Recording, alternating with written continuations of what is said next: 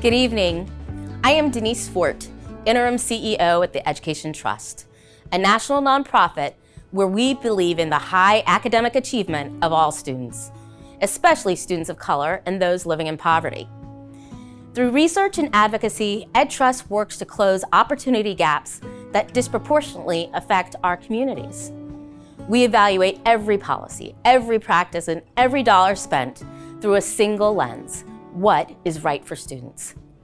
In a moment, you will meet a number of incredible students from the Education Trust Network. They live in Michigan, New York, and Tennessee, and each student has a powerful story to share. Their experiences during this unprecedented year offer valuable lessons and inspiration for us all.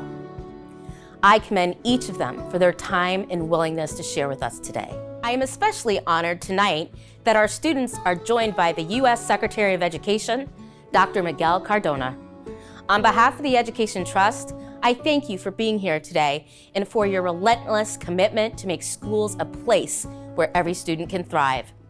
I'm also grateful to share this space with Chalkbeat and value their dedication to ask the hard questions and really get to know the communities they write about. Thank you for your partnership.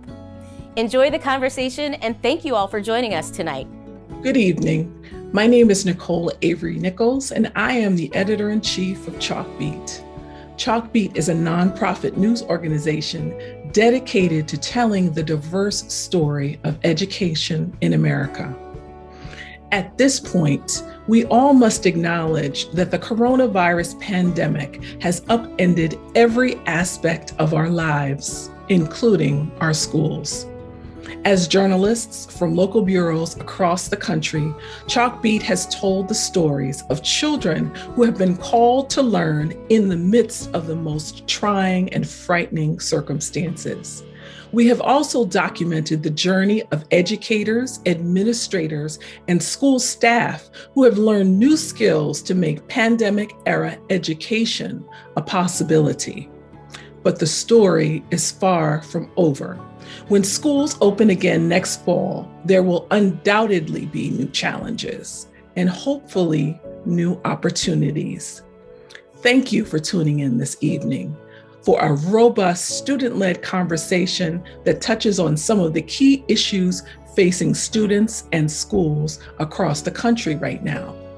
Before we start, we would like to thank the U.S. Secretary of Education, Miguel Cardona, for participating in this event and sharing his thoughts on some of these pressing questions.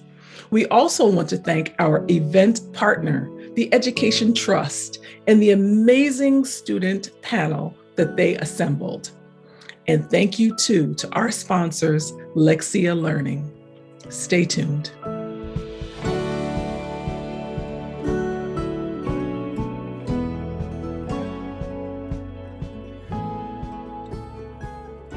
Hello, my name is Elizabeth Jaramillo, and I am from Detroit, Michigan.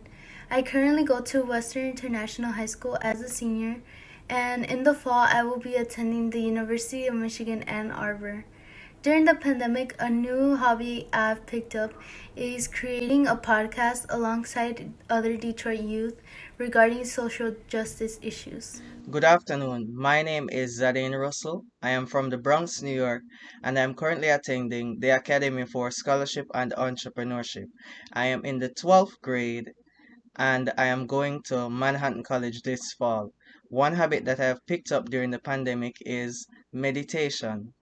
My name is Shania Mason. I live in Knoxville, Tennessee. I attend Austin East Magnet High School. I am a graduating senior.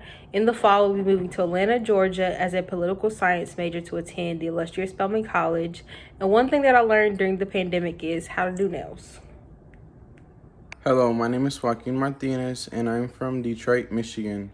I am currently a senior at Western International High School, and I plan to attend Kalamazoo College in the fall. One thing I learned over the pandemic is how to cut hair. Hello. My name is Trey Cunningham, and I am from Brownsville, Tennessee.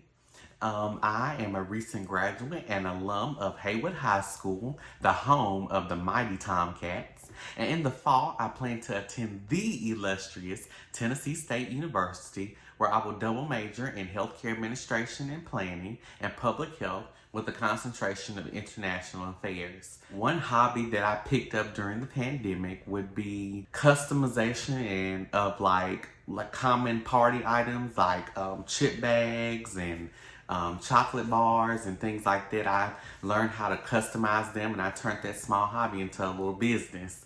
So that is one thing that I made a hobby. Good day, all. My name is Kenneth Uso. I live in Brooklyn, New York. I currently attend Science Skills Center High School, where I am currently a senior. This fall, I will be attending the Sophie Davis School of Biomedical Education at the City College of New York. One thing I learned during this pandemic is how to bring out my inner creativeness due to the challenges I've had to learn to adapt to while in remote learning. Hi, Secretary Cardona. Good evening. It is an honor to be here with you on tonight. My name is Trey Cunningham, and I'm a recent graduate and alum of Haywood High School, the home of the mighty Tomcats in Brownsville, Tennessee. It is a rural community about an hour or so outside of Memphis. On behalf of all 6 students here on this afternoon, representing the Education Trust Network, I thank you for accepting the invitation to join us in this conversation. We've had a school year unlike any other, and I know that you and your team are hard at work to seek solutions and implement proven strategies to help students like us recover from the impact of the pandemic. Inspired by our communities that we represent and grounded in our own personal experiences, each one of us has prepared a question for you, and it is our hope that our stories and our own voices can be helpful to you and the Department of Education as you chart a path forward to recover from the pandemic. Mr. Secretary, at this time, I would like to invite our first panelist, Elizabeth, to tell you a little bit about herself and kick us off with the first question. Thank you.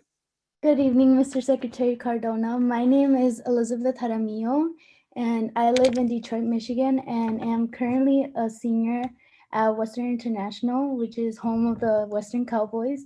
And I will be attending the University of Michigan, Ann Arbor this fall. And firstly, I would like to thank you and the rest of the Biden administration for working so diligently on ensuring that undocumented students are receiving pandemic aid, especially during this time.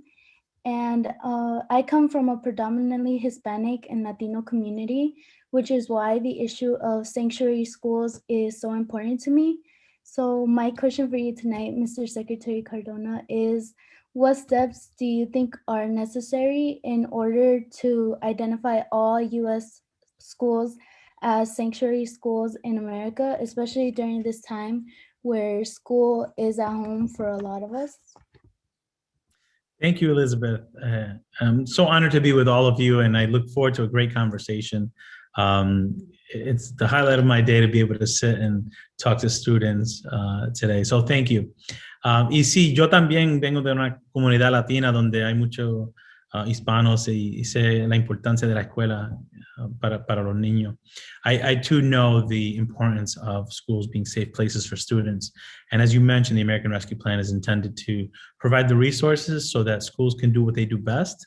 And that's build a sense of community and a sense of a safe place for students to be and get their needs met. And by needs, I don't only mean their academic needs, but their social and emotional well-being needs as well.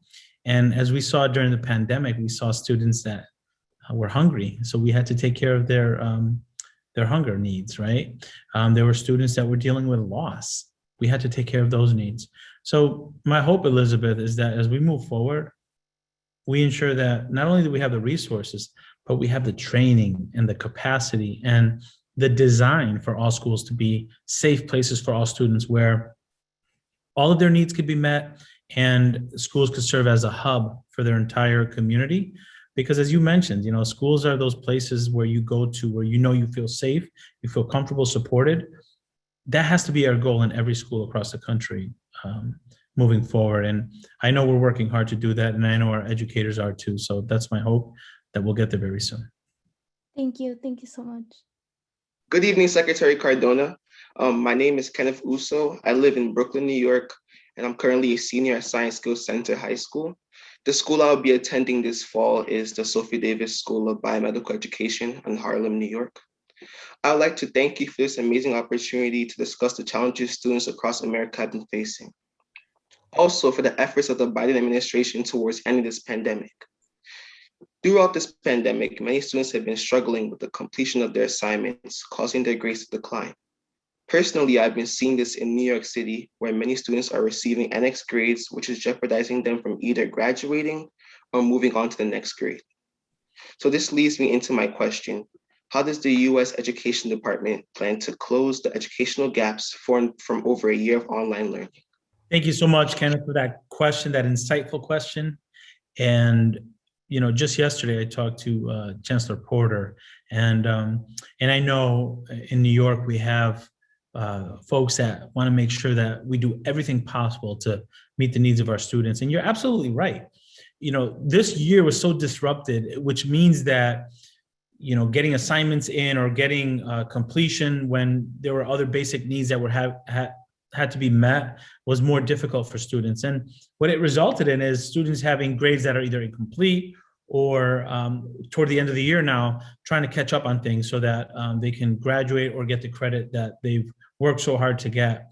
So what I say to you is we have to be creative to make sure that we're meeting the needs of our students, that we're meeting our students where they are. Let's face it, and you know this better than I do, many of the students are dealing with things at home that they weren't dealing with before because of the pandemic, right? Many of our students, especially in very densely populated communities, are dealing with loss of family members or job loss from loved ones. And it's been really difficult to handle some of those things that we maybe took for granted before the pandemic. So for our students, they've had extra pressures. What we're going to do to support our students, as I said before, the American Rescue Plan provides funds for additional resources, strategies in districts, such as, it could be after school support and tutoring or a smaller class size to help accelerate the learning. We worked really hard to launch a summer learning collaborative where we want all students to have an opportunity to engage in summer learning to address some of the learning loss. But just as important, Kenneth, is the loss of that socialization that a lot of students experience. You're a senior? Yes, I'm currently a senior secretary. Yeah, so I have a junior and a freshman at home, and I know how important that being around their friends and being around their teachers was for them. So we have to make sure that as we're reopening schools, we're not only giving students an opportunity to recoup whatever was lost from an academic perspective, but giving them experiences to engage with their friends and gain on those social opportunities that were missed, things like prom, graduation, experiences with their friends, because that's just as important, in my opinion, for the recovery, is for students to feel re-engaged, not only with their teachers, but also with their friends. I agree. Thank you, Mr. Secretary. Nice talking to you, Ken. Good afternoon, Mr. Secretary Cardona. I want to thank you for taking the time out of your day to speak to each and every one of us. My name is Joaquin Martinez, and just like Elizabeth, I go to Western International High School in Detroit, Michigan. And next fall, I will be attending Kalamazoo College. I was fortunate enough to have joined different organizations that help students in urban areas discover next steps leading into college. Unfortunately, not all of my classmates were able to receive these same opportunities, and without any experience or help, they are expected to navigate their way to the college system and throughout it. My question to you is, what are ways we can support urban schools and organizations within the schools so each student has an equal opportunity to explore next steps into the real world? Thank you for that question, Joaquin. Very nice to meet you. And I love your background. I'm a 49ers fan, so that looks like the Golden Gate Bridge behind you there. So I like that background. You bring up a good question, though. The president talks about building back better, right? And what he means by that is, when we're done with the pandemic, how are we addressing issues that existed in education before the pandemic? How are we addressing it now so that when we build back, it's better than what it was before the pandemic, right? And you brought up a good point. unfortunately, for many students, navigating the pathway to college is difficult, and it's new and foreign to them. I myself was a first generation college student, Joaquin, and I'll be very honest with you. When I first went, I struggled with picking courses. I didn't know what to do. I came from a technical high school where my courses were picked for me in high school because I was spending half of the school year in a shop. So when I got to college, I didn't have a lot of those skills that maybe someone who had an older brother, older sister in college had. Nor did I have somebody that I could call in my family and say, hey, how do you do this? Because I was the first one in my family to go to college, right? So I had to rely on whatever the system had to support me along the way. And one thing that I'm going to tell you, Joaquin, and you're on this call for a reason, right? You have voice and you have to demand support to get to your goals. But we need to do a better job. When we build back better, we need to make sure that we have very clear pathways to college, career, two-year colleges, certification programs, so that students like you explore in high school and try like internships or try credit-bearing courses for college. And then early on, start having some of those connections, junior, senior year, to those colleges that you're thinking about so that you could see what the pathway looks like. I'm gonna make it my responsibility, Joaquin, to make sure that there's a better connection between high school and college. I think for far too long, there's like a gap there that was created by adults, and we have to address it. Because from the perspective of of those students we serve, it should be a little bit more connected, right? There shouldn't be a gap, especially if you're a first generation student going into uncharted territory. You shouldn't feel like you're alone, right? I did. I felt like I was alone, and it took a little while for me to adjust, but once I warmed up, I got going. But it could have been that I didn't continue because I didn't know what to do. So I hear you. I experienced that myself, and I want to make sure that we're doing more to connect the dots between high school and college by having some specific things, Joaquin. Maybe having college and career counselors be more prominent in schools. Again, some of this American Rescue Plan money could be used for that. I really believe we should be thinking about having colleges in our high schools. So why not have a 2-year program in your high school for those students who are really ambitious, who say, I want to get my associate's degree when I graduate high school. Let's make it happen. You know, if there's a field that you're interested in studying, why can't we think about creating a pathway to a 2-year or 4-year program right in the high school? You know, so senior year electives could also give you some college credit, right? We have some of that, but I think we could do more. And I'm looking forward to doing more, Joaquin. Thanks for the question. Thank you. Thank you once again for taking the time out on this this afternoon, to discuss with me and the other panelists on some of the critical issues that education faces here on today. As I said earlier, my name is Trey Cunningham, and in the fall, I plan to attend the illustrious Tennessee State University. And just getting right into my question, one thing that I take great pride in is resource equity in education. I've had the opportunity to see it from several viewpoints, from working with great organizations like the NAACP and the Education Trust, of course. But one experience that I hold the absolute most, to the highest degree, is the perspective of a student who has been in the middle of it all. I've had the experience to be in a classroom and see my racial counterparts be more aptly supported in their academics than myself, as well as see neighboring school districts such as Jackson-Madison County Schools, Shelby County Schools, have several other resources that I never had the opportunity to experience, even when my district is trying their hardest.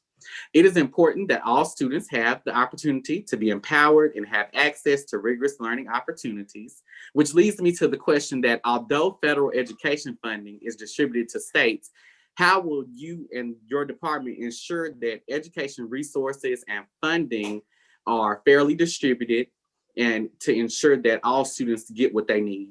Thank you for that question, Trey. And you're absolutely right. I remember reading an article called Opportunity Myth by TNTP where they did a study and they found that in some communities that are under-resourced, the curriculum that the students were getting was like 2 years below the grade level of a neighboring community that had more resources. It doesn't, so to me, it's like, if we're not careful about this, we could be perpetuating inequities. So the American Rescue Plan funds and the funds that came out of federal government to support students throughout this pandemic must have an equity focus. When I was a commissioner in Connecticut, before coming to DC to become the secretary, one of the first letters that I put out there to superintendents is make sure that when you're thinking about how to utilize these funds, you're equalizing the playing field. And for some students, that means broadband. For other students, it means a device and broadband. And for some students, it means broadband, a device, and a meal, right? So we have to make sure that we're utilizing these funds to level the playing field and give those students that were impacted the most by the pandemic additional support so that we can close those gaps that were exacerbated by the pandemic, right? But I know you know this, Trey, those gaps were there way before the pandemic, right? So we have to address that. We have to be bold and honest.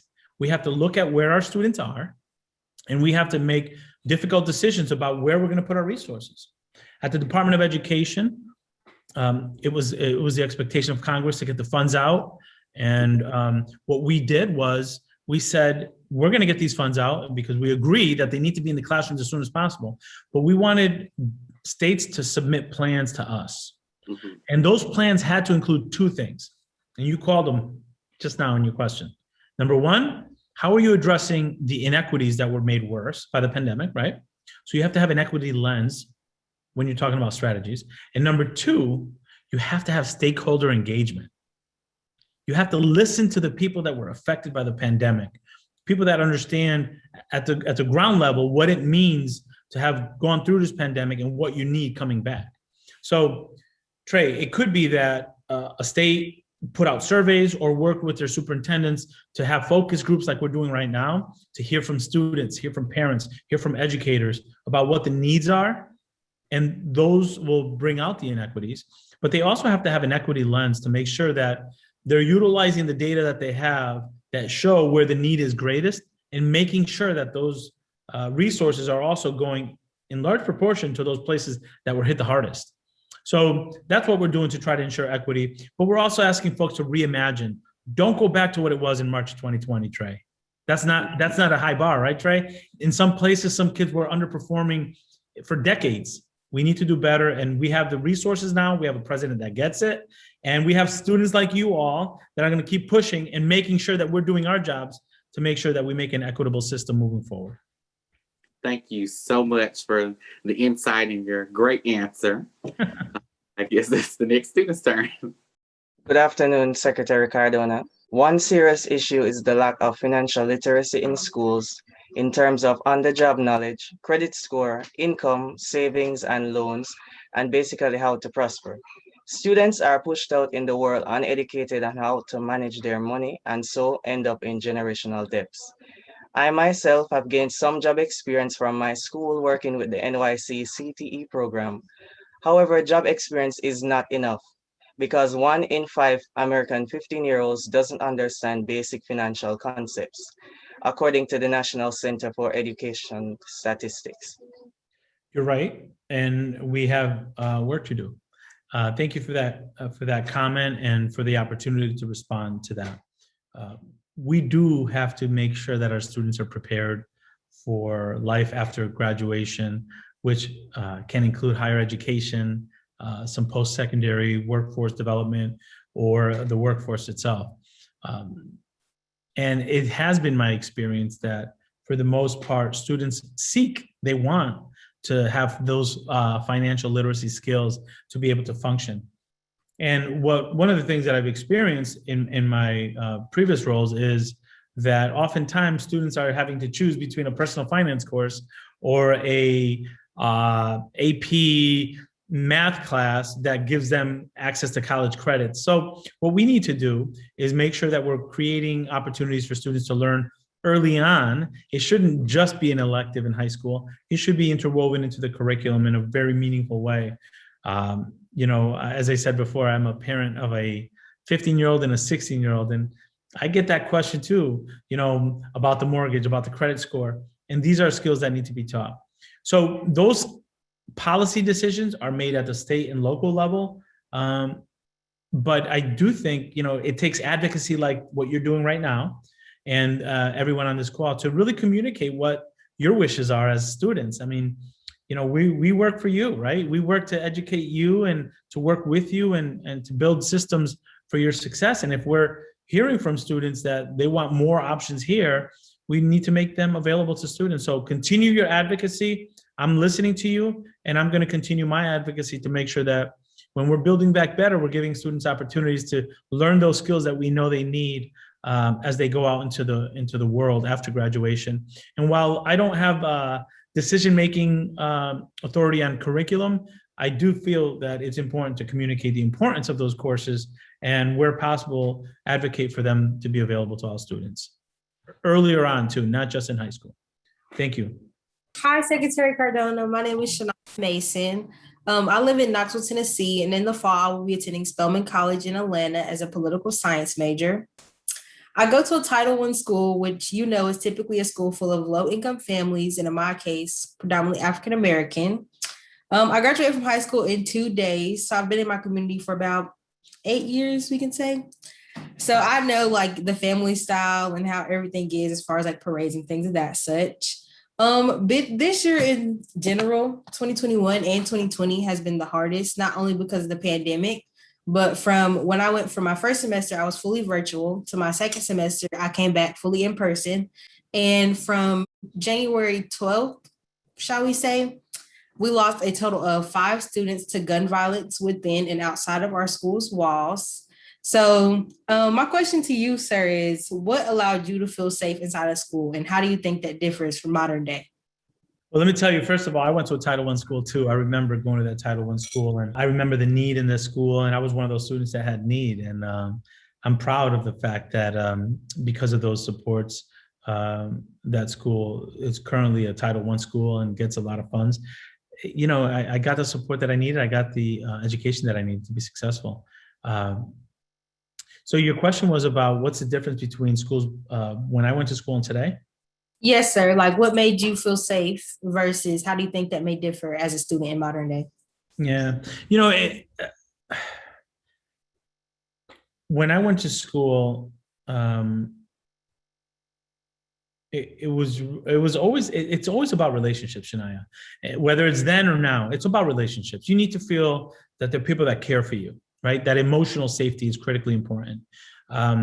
Physical safety is also critically important. And, having served as a principal when there were sadly school shootings and massacres, even 30, 40 minutes away from where I was principal, I experienced firsthand what it's like to think about physical safety in a building.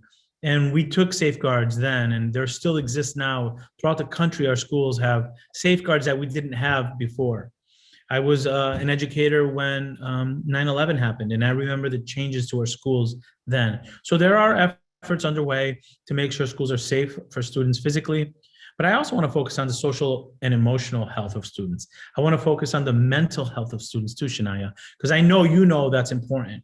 And for us, when we experience loss, there's processes that happen in our minds that we need to kind of explore, and we need to be able to discuss with someone. So for me, it's critically important, Shania, to make sure that our buildings are safe, that our doors are locked, that people that should have access, and that there's safe spaces for students. But I also think that once you're inside the schoolhouse, we need to provide access to supports for our students, for that mental health and emotional safety that our students need to thrive. And then we have to have nurturing relationships in schools. Every student needs to have someone that cares for them and that they know cares for them. That's how your bandwidth for learning. Another great book I read was bandwidth recovery. And it talked about what students need to be successful. It was by Shiva Sheldon. And what they found was you need to have an environment that you feel welcomed, you feel safe, and you feel connected to somebody. So for me, it's about the physical safety, but also the emotional safety. Nice to meet you, and good luck to you. Good luck to you in school. Thank you so much. Well, Secretary Cardano, that kind of wraps up our interview portion, but we want all the students to come back on and have the opportunity for you to ask us any questions that you may have for us. So the question that I have is, I think I know there's about 5 minutes left. I want to ask a question, and I'd love if you could be succinct, maybe 30 to 40 seconds, so that I could hear the voices of all the students on the call. So I'm the Secretary of Education. My job is to make sure that we're supporting our students across the country. If there was one piece of advice you would give me to make sure that I focus on this particular piece of advice in order to make the country better, what would it be? And Trey, because you've been a phenomenal moderator, I'm gonna let you do the tough job of calling on students. 30 to 40 seconds, what can I do to make education better across the country? Go ahead, Trey. So are you starting with me or do I need to call on somebody? Trey, listen, I'm gonna start and end with you, so you go. Okay, well, one thing I would say, especially centered around education, I would say, as the Secretary of Education, I'm sure you're doing a great job of this already, but just to make sure that all teachers and you know, I know you have people, it's a chain of command with everything, but just to make sure that all school districts in the United States, all education professionals are well equipped to deal with diversity issues, to deal with those issues with resource equity, and just to know, like, you know, have milestone goals about, you know, each individual school district needs to have milestone goals to make sure that they're succeeding and make sure that they're making strides to make their school districts more positive and better for students of color, not only students of color, but all students, because, you know, everyone deserves access to a quality education. So I think that would be my piece of advice. Thank you, Trey. And I'm going to pass it to Zidane. Thank you, Trey. One piece of advice I would like to give to Secretary Cardona would be, you listen to your children, because they seem to have the same questions and ideas that I have. So that's one piece of advice. I think my daughter and my son would agree with you. Thank you. One piece of advice I would say is just having equal opportunity for all students all across the country. Going back to what I was talking about earlier, the urban city students need a lot more than what they're getting right now, and I would just say trying to make things a little more equal for all students around the country. Thank you, Joaquin. Thank you. Kenneth? One piece of advice I would give you, Mr. Secretary, is to try to push the implementation of more programs to have you be able to earn like some kind of college credit or a college degree while you're in your high school, because I heard that you mentioned it. And I found it very funny because I had mentioned it before back when I was in like my freshman year. I thought it was a great idea, but I didn't know who to tell it to. So I would hope you to like push that idea further so it could benefit other students. Kenneth, I'm on it. All right. I agree with you there. Thank you, Mr. Secretary. And Shania? Okay, if I had one piece of advice for you, sir, it would be to just infiltrate all of your personal things, because I kind of did my research on YouTube. So I kind of seen how you used to work in Connecticut, and think about like the background that you had there and infiltrate that into like, how would you want your students, like not only your students, but your children to grow up, and how would you want them to own their education? Because it's one thing to be educated, but it's another thing to own it. Love it. Thank you. And lastly, Elizabeth. A piece of advice I would give to you, Mr. Secretary, would be to try to focus on mental health and advocacy, especially in communities with minorities, where that might have a stigma surrounding it. Like being an advocate might come off as problematic in other communities, or like the youth might be scared to be advocates because of what we see like in the news and all around the world. And I feel like that ties in with mental health, especially during this time of during this pandemic, where I believe we had the resources available to us, but we did not know how to reach out and advocate for ourselves virtually. And it was very hard to find that connection, even though we had all of this help being like given to us, but we didn't know how to take it. And I think that was something like that we really needed to work on. Thank you. And you mentioned something, you know, there might be some folks that are a little hesitant. So we have to find ways to help them feel comfortable with it and advocate for it in a way that shows that it's just another tool in the toolbox to help all of our students and all of our families reach their goals and their potential. So thank you for that. I think that was the last one, right, Trey? Yes, sir. And we just want to say thank you once again. It has been a privilege to speak with you about the issues that matter most to us. At this time, I would like to introduce Miss Sarah Darville. She's the managing editor at the Chalkbeat and will continue the rest of this conversation. Thank you, everyone, for being on the call. Thank you for the questions and for your advocacy and your leadership. I really enjoyed talking to you all. Thank you. Hi, thank you so much, Trey. And hi, Secretary Cardona. Thanks so much for joining Chalkbeat and EdTrust for this. It's pretty tough to follow those fantastic students.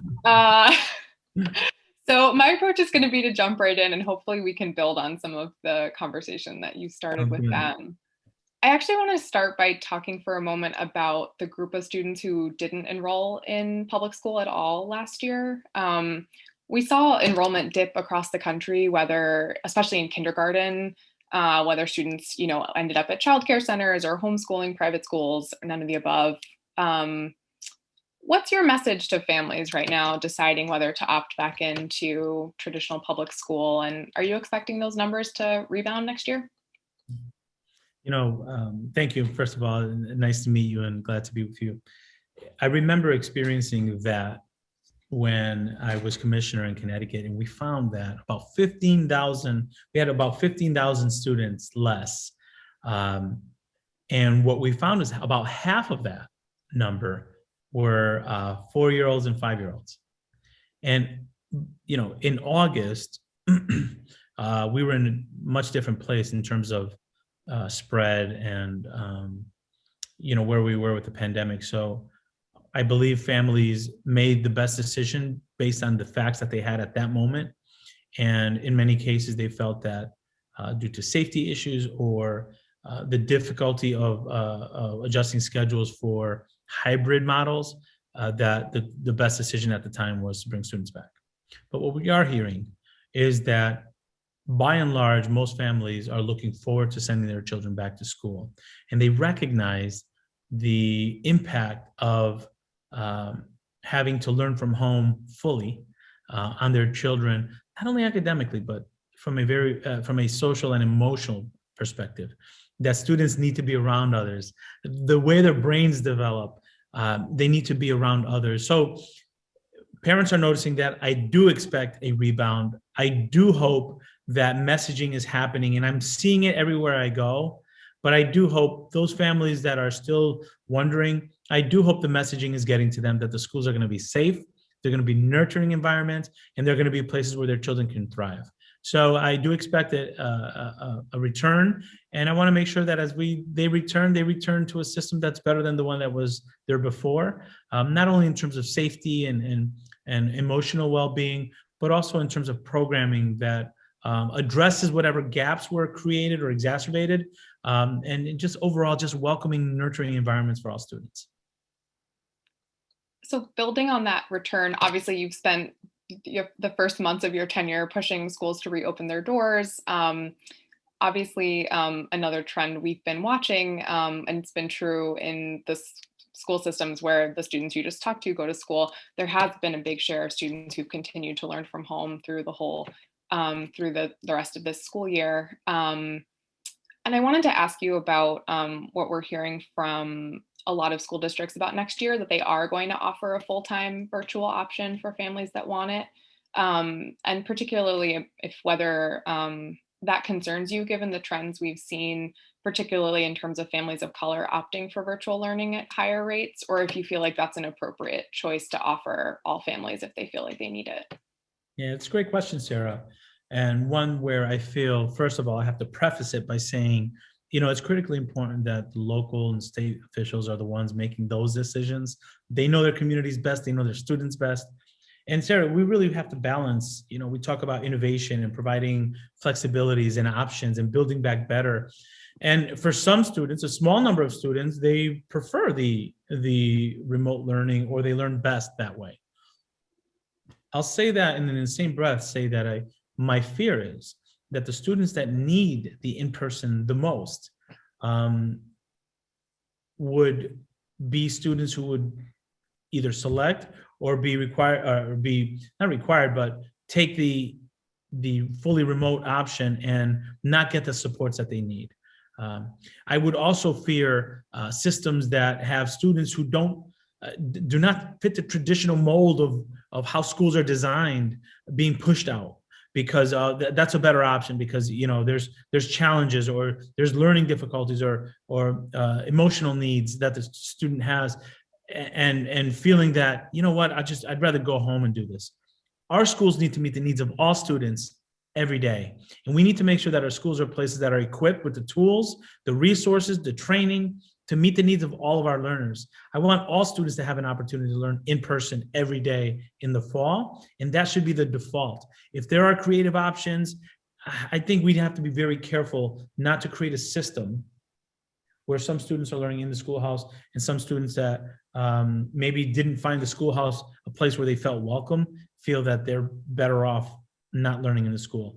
That would be detrimental, and I think that would worsen gaps and opportunities for students. So my goal is every student has an opportunity to learn in the schoolhouse and wants to be in the schoolhouse in the fall, but I understand that through innovative practices, there might be options for remote learning that not only students thrive, but they prefer and are suited for.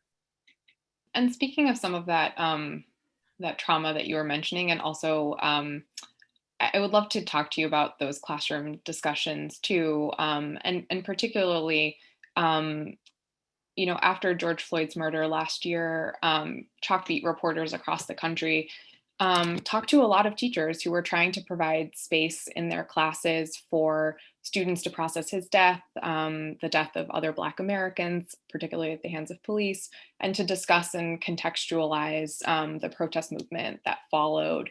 And I'm wondering what you think students need from their schools in those moments. Space. We talk about student voice as if they don't have it. Students have voice. They just need space, and space to use it in their buildings. And they need school systems that are designed to listen to our students. There hasn't been a movement across this country that I can think of that hasn't been led by students. When we talk about student voice, this is an example of giving students an opportunity to ask questions of topics of interest, but this is not enough. In the design of our schools, we need to think about how we're engaging our students.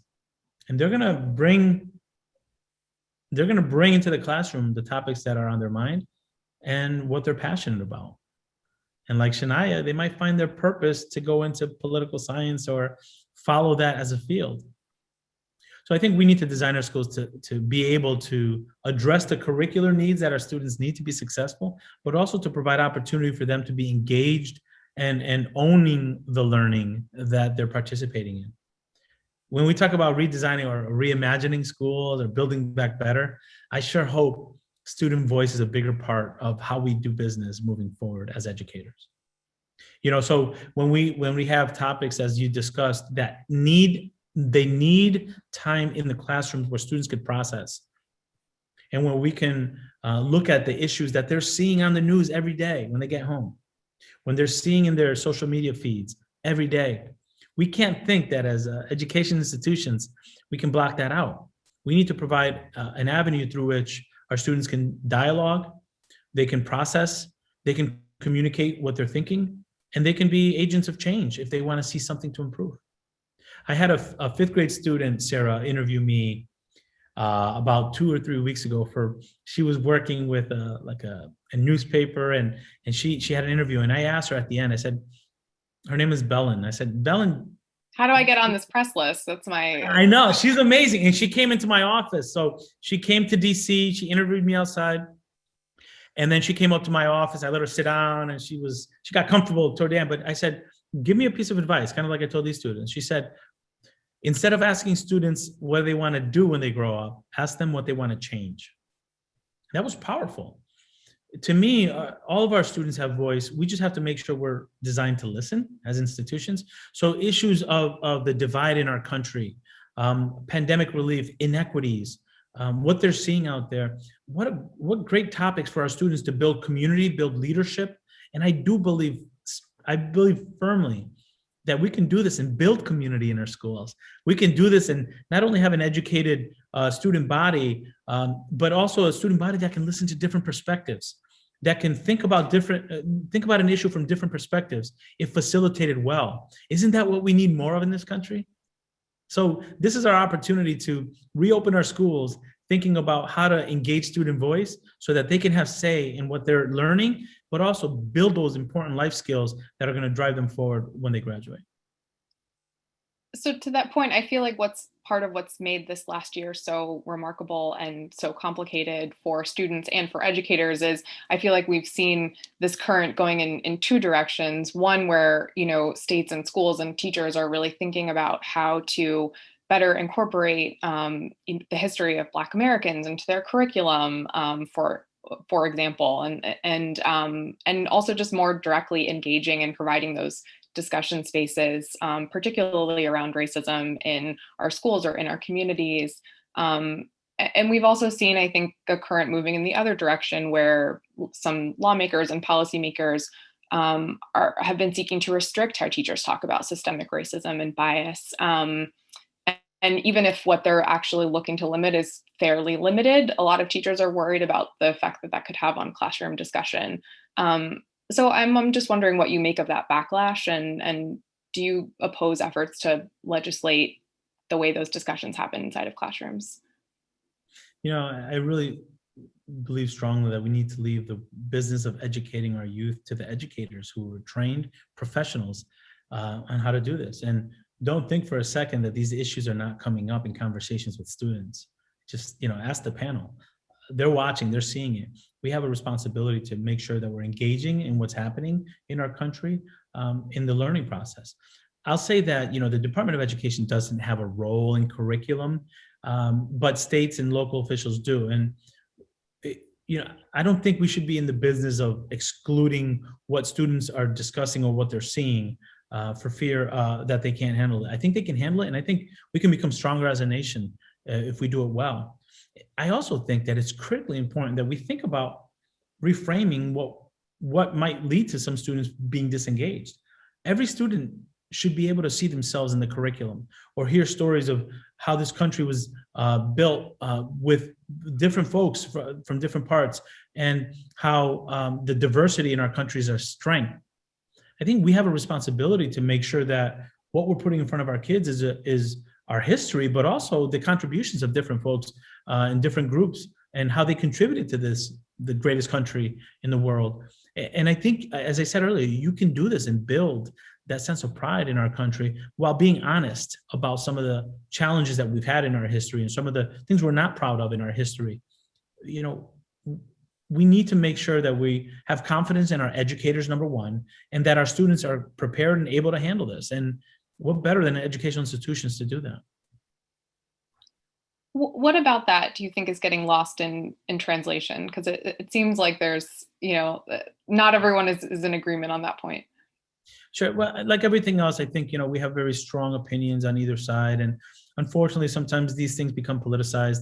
But I've been in education for over 20 years, and I know you have to provide students culturally relevant pedagogy.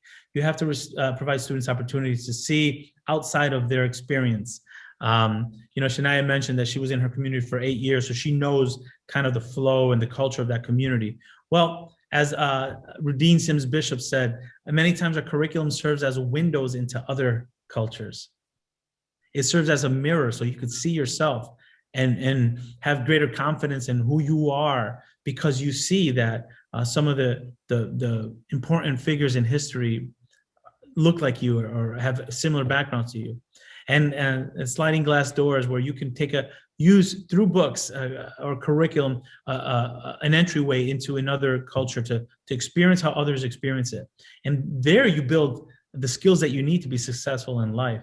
So I think, unfortunately, it's become politicized, and we got to really bring it back to where those decisions are made at the local and state level, and really trust our educators to know how to navigate the space and listen to our students, because they are also asking to learn more about, what their contributions have been in our country's development. And I think it's important that they hear it.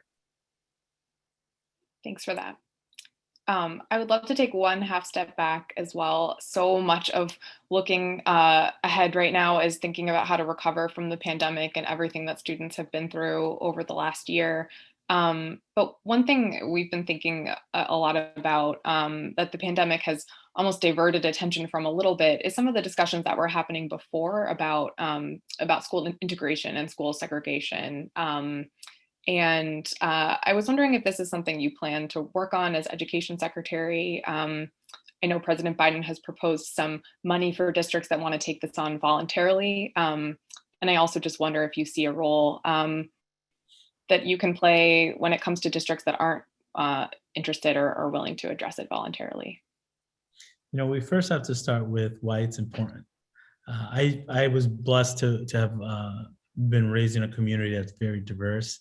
I went to schools where there was great diversity, and it really helped shape my career. Those experiences as a student, learning in a diverse community, I see the benefits of it. I want that for my own children as well. And I think we have to start with that, saying the benefits of that. And we have to realize also that it's not just a schoolhouse, right? That the diversity in a school is very much a symptom of the diversity in the community or the lack of diversity in that community. And we have to visit what causes that. What are the policies in place that create those conditions where we have schools that are not diverse or schools that are segregated? And yes, we have to be a part of that conversation. Yes, we have to be a part of the solution. And there are options within the schoolhouse or within the school systems to provide diversity. But I also think we have to look at it more holistically and make sure that we're part of the conversation around how the environment where schools are located lack diversity or lack the ability for people to move if they so choose to. And that's a bigger conversation that I do feel our educators are prepared to be a part of. I know we don't have much time left, so I wanted to return to something I've heard you say a few times, including to Joaquin and Trey, about the path to college. In his case, that you're expecting schools to be better versions of themselves next year.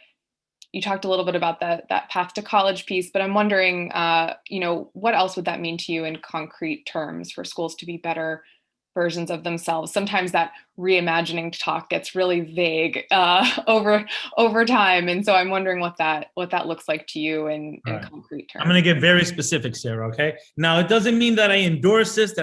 So that's part of the risk here. Oh, right? You're on record right here. It doesn't mean that every district now has to take their money and do this, or that I favor this over some of the innovative programming they're going to have. But when we talk about some students being affected by the pandemic more than others, we need to be honest and bold to say, when we distribute resources and supports for our students, we have to do it based on where they are, right? So it could be that in a district, you have one class of 9 students, where somewhere else in the district, you might have 20 students because the needs of those students are greater. It means that we have broadband support for students and families in a way that engages our families better. It could mean that we have parental engagement totally different, where we have family school liaisons visiting homes, engaging those students and families who were experienced this pandemic through Zoom or through virtual learning solely, really re-engaging them. It could mean that every student has access to a museum this summer and to learning opportunities that engage them with other students. It could mean that students have access to AP courses or college credit-bearing courses like Kenneth talked about that weren't offered before because maybe that school didn't have the personnel. But through creative programming between districts, now a student can take a course in a topic that they really love because it's being taught virtually by a teacher in another school 40 miles away that has a credential in that. We need to think outside of the box. We need to continue thinking outside of the box and making sure that we're also engaging students. I talked about that. How are we coming back where student voice is a big part of the work that we do? So those are just some ways to do that. Listen, we fed millions and millions of meals in the last year to students that were hungry, families that were hungry. Let's not stop doing that if it helps families, if it helps our students learn better. Let's have additional mental health support in our schoolhouses because parents feel comfortable in the school. So let's have those services within our school so that when students after hours, they need that extra help, they can stay there. Let's have after school programming that gives students an opportunity to engage in things that they would never have experienced before without that programming. So the funding is there. I've talked to leaders across the country. I know the will is there. Let's make it happen. Thank you so much, Secretary Cardona. We will leave it there, and I really appreciate you joining us. Yes, nice to be with you, Sarah. Have a great day. You too. Take care. Thank you, Secretary Cardona, for listening to these talented students. We are grateful for the opportunity they've had to engage with you on the education topics that matter most to them. We appreciate your approach to enacting education policy that is grounded in the experience of students just like these. I want to thank everyone again for tuning in today and encourage you to all keep up with the latest research, reports, and advocacy at the Education Trust. You can learn more by visiting us at edtrust.org. Thank you so much, Denise. I'm Elizabeth Green, Chalkbeat's co-founder and CEO. We at Chalkbeat are proud to partner with EdTrust to put this wonderful panel together. Thank you also to our sponsor, Lexia Learning, for making this conversation possible. And last but not least, thank you and congratulations to our student panel. Your questions were sharp, provocative, and passionate. You inspired me. You better stay in touch with Chalkbeat. As we all just saw, the story continues, and we are going to have many more hard questions to ask and answer going forward. We're going to need more great journalists and supporters to do that. So really stay in touch. Viewers, to continue following the story of education in America with Chalkbeat and to tell your story, visit us at chalkbeat.org. Good night.